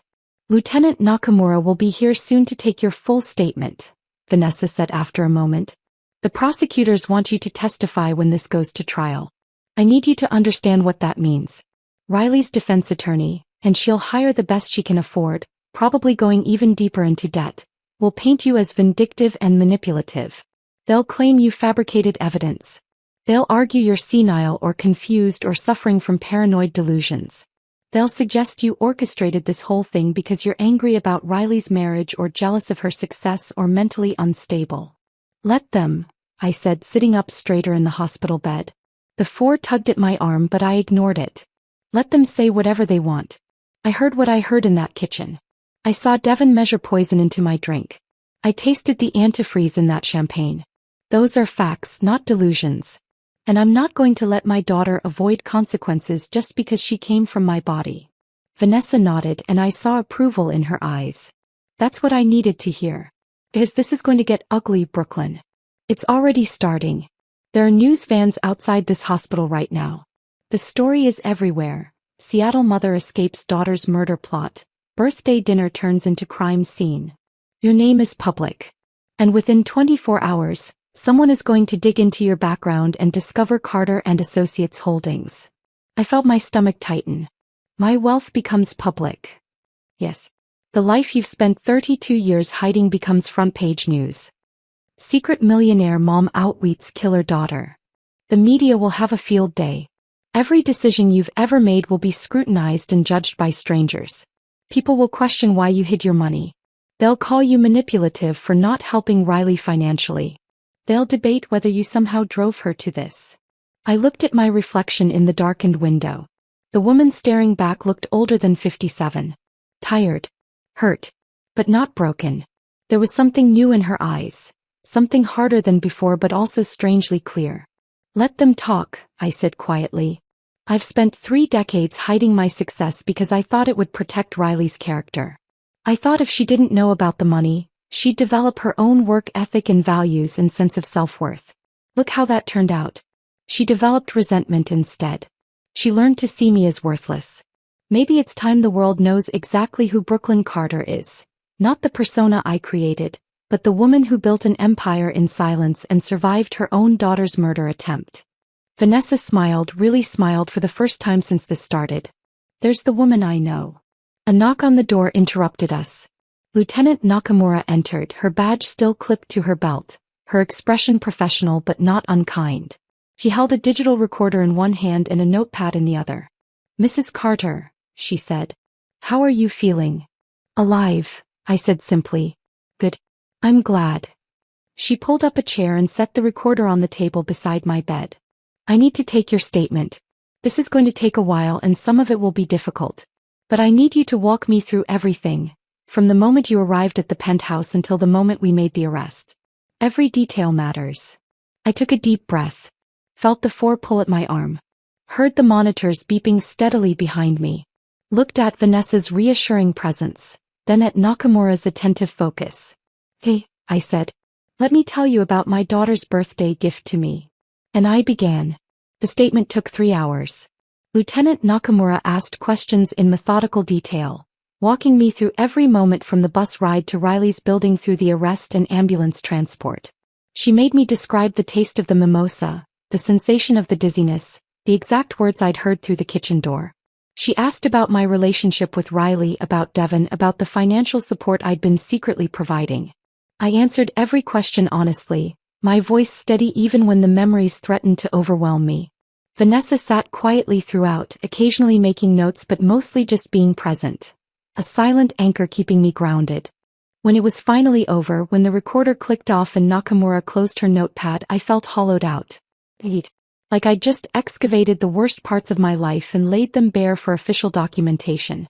Thank you, Mrs. Carter, Nakamura said. I know that wasn't easy. Get some rest. We'll be in touch as the case develops. After she left, I lay back against the pillows and stared at the ceiling. The monitors beeped. The 4 dripped. Somewhere down the hall, a nurse laughed at something. Normal sounds. Life continuing as if the world hadn't just tilted on its axis. Sleep, Vanessa said gently. Tomorrow we start dealing with everything else. But sleep didn't come easily. And when it did, I dreamed of Riley as a child, reaching for me with small hands, calling Mommy, in a voice that no longer existed. 3 months later, the King County Courthouse loomed before me like a monument to judgment. I sat in the witness waiting room on the 3rd floor, wearing the navy blue suit Vanessa had helped me select from Nordstrom. Our first shopping trip together where I'd actually allowed myself to buy something expensive. Professional but not flashy. Sympathetic but not weak. The kind of outfit that said credible witness without screaming secret millionaire. Through the heavy wooden door, I could hear muffled sounds from the courtroom. Voices rising and falling. Chairs scraping. The low murmur of a crowd settling in for the show. Because that's what this had become, a show. Entertainment. The salacious story that had dominated local and national news for months. Mother's secret fortune. Daughter's deadly birthday plot. Seattle woman fakes death to expose killer daughter. The poisoned inheritance. A birthday betrayal. The headlines had been relentless. My face was everywhere. The grainy security footage of me being wheeled out on the gurney, my professional headshot from Carter and Associates Holdings that someone had dug up from a real estate licensing database, an old photo from Riley's high school graduation that some former classmate had sold to the media. People I hadn't spoken to in decades had crawled out of the woodwork. Former colleagues requesting interviews. Neighbors from Riley's childhood suddenly remembering how troubled she'd seemed. Documentary filmmakers wanting exclusive rights to my story. Book publishers offering six-figure advances. I'd ignored them all. Every single request, every offer, every attempt to monetize my daughter's attempt to murder me. I had one focus: making sure Riley and Devon faced justice. The door opened and Vanessa stepped inside, immaculate as always in a charcoal gray suit. "They're ready for you," she said gently. The prosecution just finished their opening statements. Catherine Reeves is brilliant. She laid out the entire case in 20 minutes and had half the jury in tears. I stood, smoothing my skirt with hands that weren't quite steady. "How does Riley look?" "Young." Her attorneys dressed her in a conservative gray dress, minimal makeup, hair pulled back. "They're going for the innocent daughter manipulated by evil husband angle." Vanessa's expression hardened. "Don't let it affect you. Remember what you heard in that kitchen. Remember who chose to say yes." I nodded, forcing myself to breathe slowly. This was it. The moment I'd been preparing for, dreading, and needing in equal measure. Vanessa squeezed my shoulder. "Tell the truth. Stay calm. Look at the jury when you answer. They need to see your humanity, not just hear your words. You've got this, Brooklyn. You're the strongest person I know." The courtroom was smaller than I'd expected, more intimate. Not the cavernous space from legal dramas, but a real room where real lives would be judged. The jury box held 12 ordinary people. I could see their faces clearly from the witness stand. A woman in her 60s who reminded me of my former neighbor, Mrs. Martinez. A young man with tech company casual wear who couldn't have been older than 30. A middle-aged woman whose grocery store name tag peeked out from under her blazer. Regular people who would decide my daughter's fate. The gallery was packed. Journalists with notepads. Court artists sketching frantically. People who'd lined up at dawn for a seat at the most sensational trial Seattle had seen in years. And cameras, because the judge had allowed limited media coverage given the public interest. Catherine Reeves stood at the prosecution table, tall and commanding in a burgundy suit. She'd spent the past 3 months building the case against Riley and Devon with meticulous precision. Now she approached me with a professional warmth that put me slightly at ease. "Mrs. Carter, thank you for being here today. I know this is difficult." Her voice carried clearly through the courtroom. "Can you tell the jury about your relationship with your daughter Riley?" I took a breath and began. Told them about raising her alone after Tom left. About the sacrifices, the double shifts, the birthday parties I'd planned on shoestring budgets. About paying for her education by quietly selling properties she didn't know existed. About hiding my wealth because I wanted her to develop character and independence. My voice stayed steady, but I couldn't help glancing toward the defense table. Riley sat between her 2 attorneys, and Vanessa had been right. They'd styled her to look as young and vulnerable as possible. The gray dress was demure, almost dowdy. Her hair was pulled back in a simple ponytail, no expensive styling.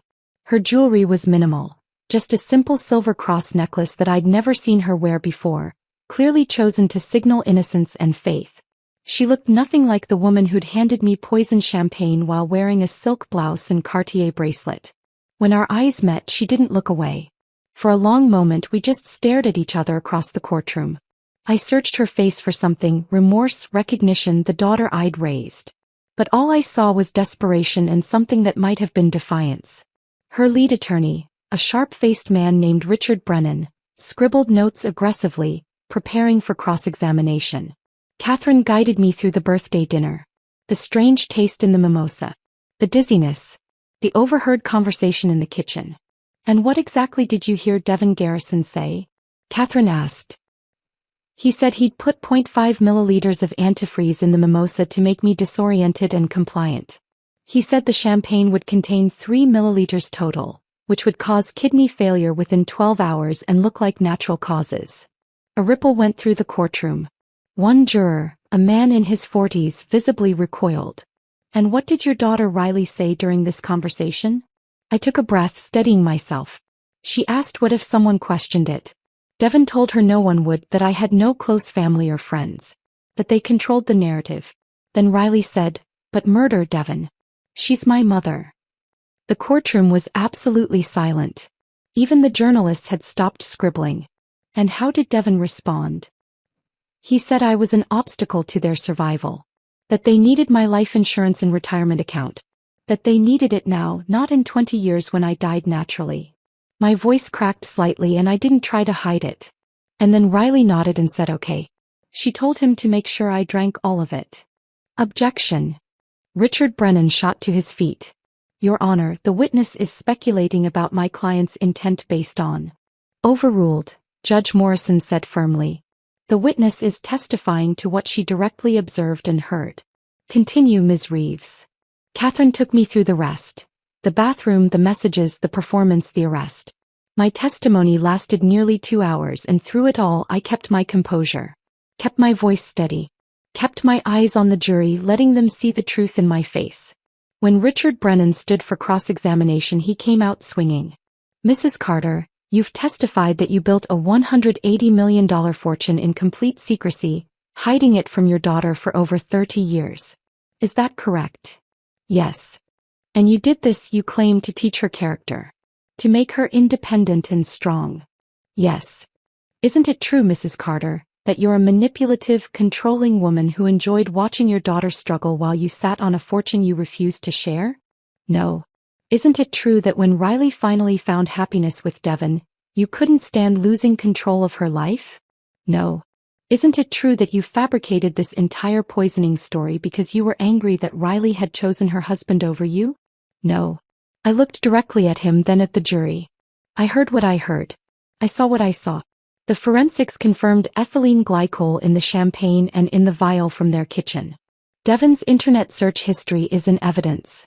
The audio recordings are in evidence. These are facts, Mr. Brennan. Not fabrications. He tried for another hour but couldn't shake my testimony. The evidence was too solid, too overwhelming. When Devon took the stand 2 days later, his performance was polished but hollow.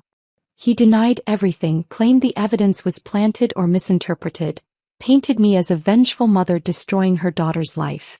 But Catherine demolished him on cross-examination. Played the audio recordings where his voice was unmistakable. Showed his fingerprints on the vial. Displayed his search history, lethal dose ethylene glycol human, symptoms kidney failure versus heart attack, how long detect antifreeze autopsy. I watched his confidence crumble in real time. Then came Riley's turn. The defense called her on the final day of testimony, their last hope for creating reasonable doubt. She walked to the witness stand with her head bowed, moving like someone approaching their own execution. Her hand shook visibly as she placed it on the Bible to be sworn in. Her attorney led her through a carefully constructed narrative. Devon had manipulated her. Financially abused her. Emotionally coerced her. She'd been terrified, desperate, not thinking clearly. I never wanted to hurt my mother, Riley said, tears streaming down her face, her voice breaking. Devon told me she was already dying. That her heart condition was terminal. That we were just speeding up the inevitable and making it painless. I was so scared of losing everything. I wasn't in my right mind. I made a terrible, horrible mistake. Some of the jurors looked moved. The grocery store manager dabbed at her eyes. But then Catherine Reeves stood for cross-examination, and her voice was surgical in its precision. Miss Garrison, did your mother look like she was dying that night? No, but Devon said. Yes or no, please. Did she appear to be suffering from a terminal condition? No. Did she ask for help ending her life? No. Did she express any wish to die? No. At any point during the planning of this murder, and let's be clear, that's what we're talking about, planned murder, did you call the police? Silence. Did you warn your mother? Silence. Did you refuse to participate? Riley's hands twisted in her lap, her fingers knotting together. The courtroom held its breath. No, she finally whispered. Because you wanted her dead, Catherine said, her voice flat and factual. You wanted the money you thought she had. You chose that over your mother's life. Riley's face crumpled completely. She looked directly at me, mascara running down her face, her composure shattered. I'm sorry, she sobbed, her voice raw and broken. Mom, I'm so sorry. I was wrong. I was horrible. Please, please forgive me. I love you.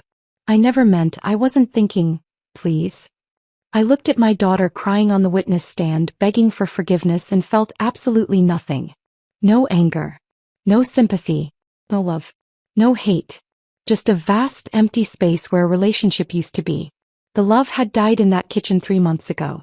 What remained now was just profound, aching sorrow for what could have been and never would be again. I held her gaze for one more moment.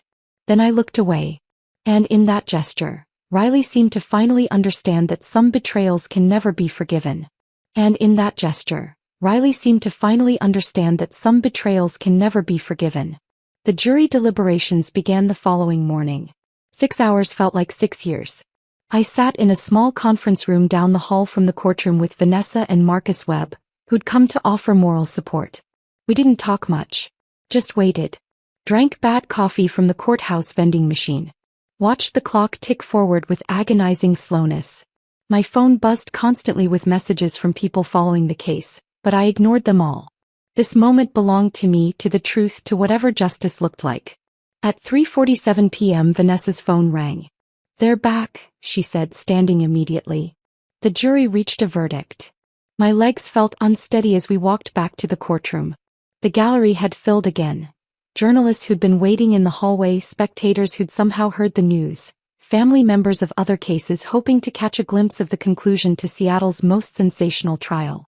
I took my seat in the front row, directly behind the prosecution table. Catherine Reeves gave me a small nod of acknowledgement but said nothing. Her expression was carefully neutral, revealing nothing about what she might expect. The bailiff brought Riley and Devon in from separate holding cells. They sat at the defense table flanked by their attorneys, both looking small and diminished in their jail uniforms. Riley's eyes were swollen from crying. Devon's face was blank, emotionless, like he'd retreated somewhere deep inside himself. Judge Morrison entered and we all rose.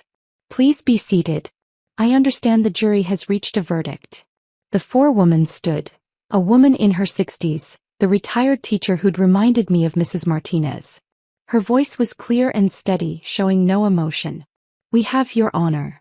In the matter of the state of Washington versus Devon Garrison, on the count of attempted murder in the first degree, how do you find?" "Guilty." The word hung in the air like a bell that had been struck.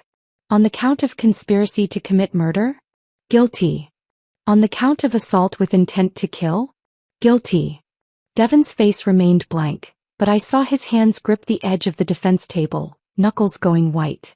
"In the matter of the state of Washington versus Riley Garrison, on the count of conspiracy to commit murder, how do you find?"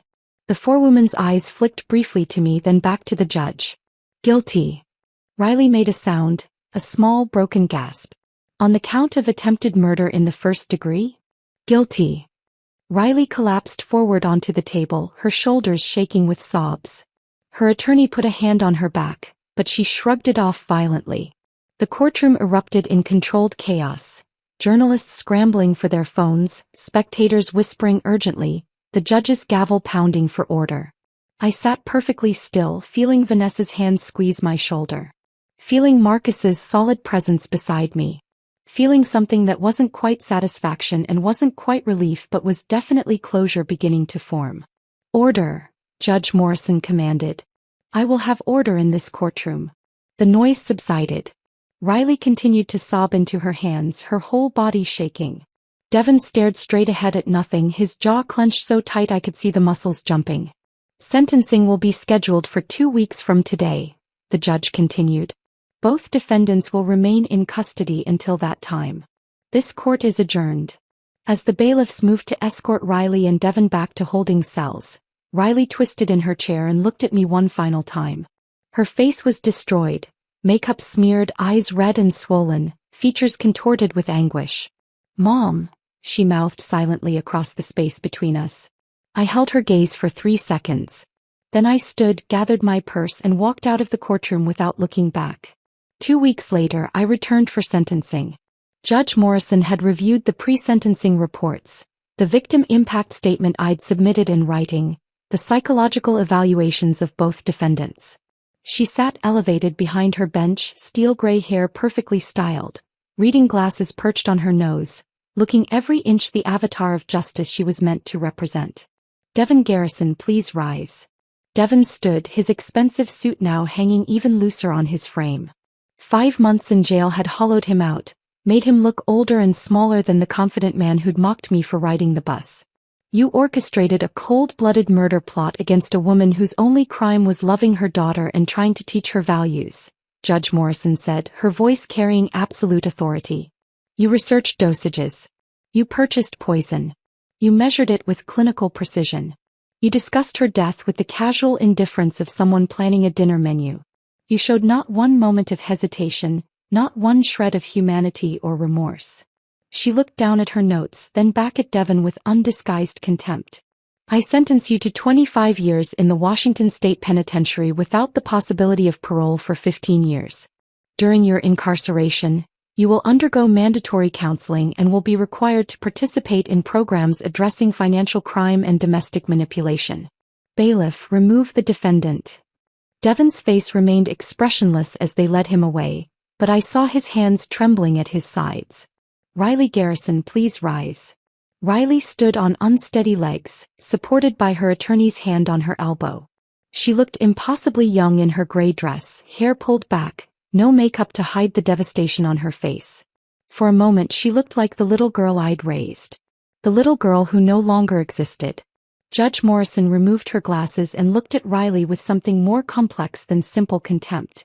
Ms. Garrison, your case presents unique circumstances. Unlike Mr. Garrison, you had a lifetime of love and support from the victim. You had a mother who sacrificed everything for your well-being. And you repaid that love with betrayal and attempted murder. Riley's shoulders shook with silent sobs. You had every opportunity to stop this. Every chance to choose your mother over money, love over greed, conscience over convenience. At any point you could have said no. Could have warned her. Could have called the police.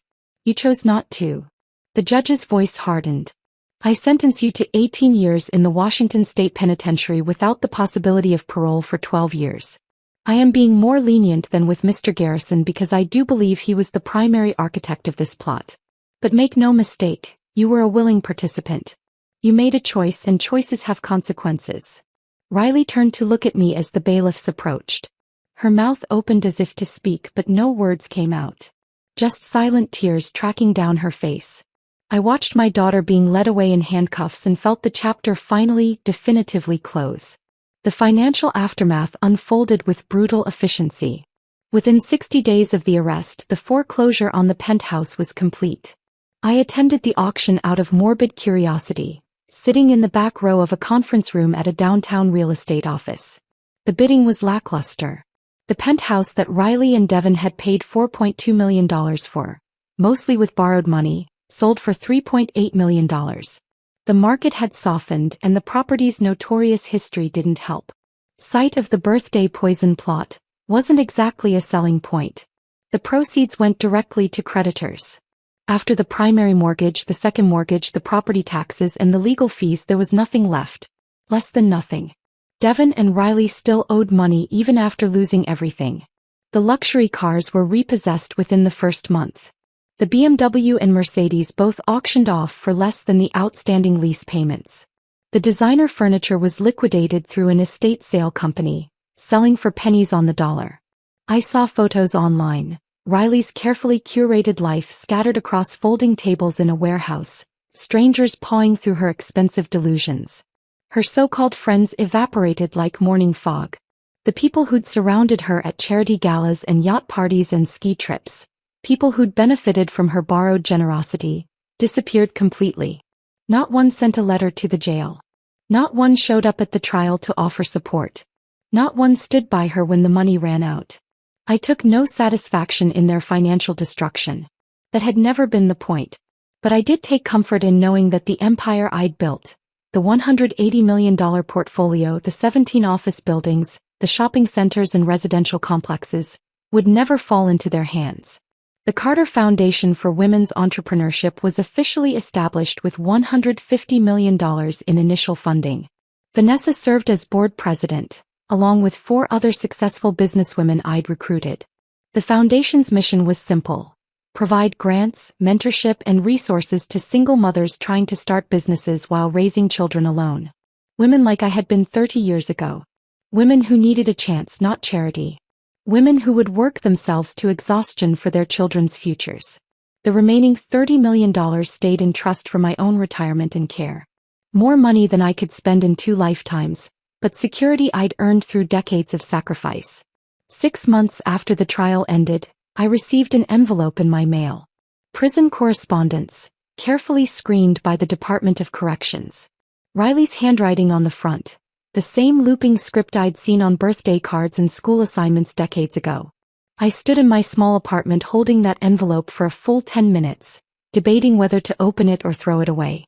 Part of me wanted nothing to do with words from the daughter who'd tried to murder me. Part of me needed to know what she could possibly say. Curiosity won. "Mom," the letter began, and I almost stopped reading right there. But I forced myself to continue. "I don't expect forgiveness. I don't expect anything. I just need you to know that I understand what I did. The prison psychologist has been working with me, and I'm starting to see how Devin manipulated me, but that doesn't erase my choices. I chose to listen to him. I chose to see you as an obstacle instead of my mother. I chose money over love. I chose poison over asking for help." The letter continued for 3 pages, single-spaced, Riley's handwriting occasionally shaky with emotion. She wrote about therapy sessions where she'd finally confronted her own shame about her modest upbringing. About how Devin had exploited those insecurities, convincing her that appearance mattered more than integrity. About the cognitive dissonance of loving someone while agreeing to kill them. "I'm going to spend the next 12 years minimum in here, and I deserve every single day of it," she wrote. "I deserve more. I deserve to never see the outside world again. Because what I did wasn't just attempted murder. It was the ultimate betrayal of someone who only ever loved me." The final paragraph made me set the letter down and cover my mouth with my hand. "I don't know if you'll ever read this. But if you do, I want you to know that you were a good mother. The best mother. You worked yourself to exhaustion to give me opportunities. You sacrificed your own happiness for mine. You tried to teach me values, and I rejected every lesson. I failed you, not the other way around. I love you. I'm sorry." Those words mean nothing now, but they're true. Riley. I sat in my apartment with that letter in my hands and cried for the first time since the arrest. Not for Riley as she was now, but for the little girl she'd been. For the relationship that could have existed. For the mother-daughter bond that had been poisoned long before that birthday dinner. Today I'm 58 years old. A year has passed since that November night when I faked a heart attack on my daughter's penthouse floor. I still live in my rent-controlled Capitol Hill apartment, though now it's a choice rather than necessity. I still drive my 2009 Camry with the dented bumper.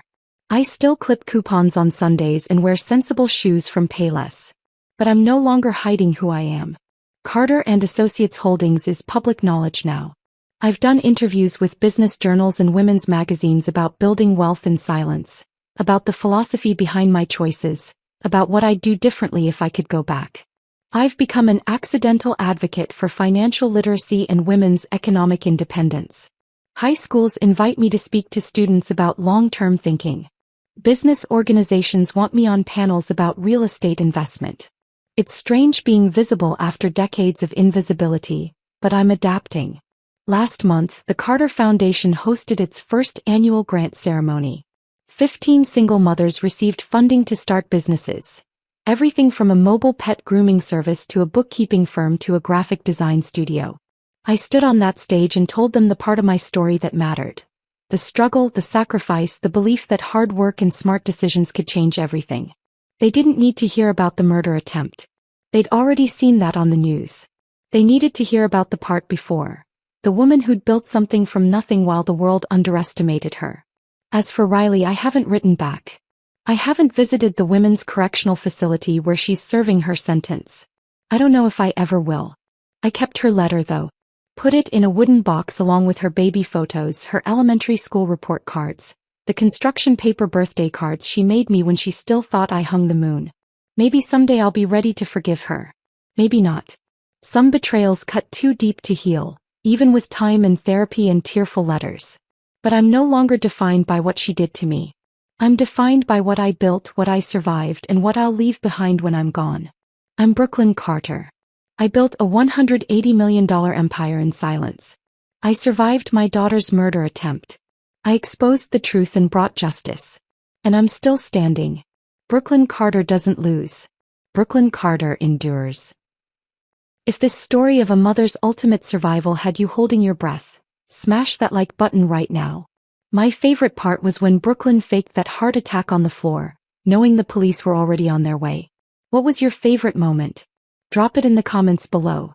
Don't miss more jaw-dropping stories of justice and revenge. Subscribe and hit that notification bell so you never miss an upload.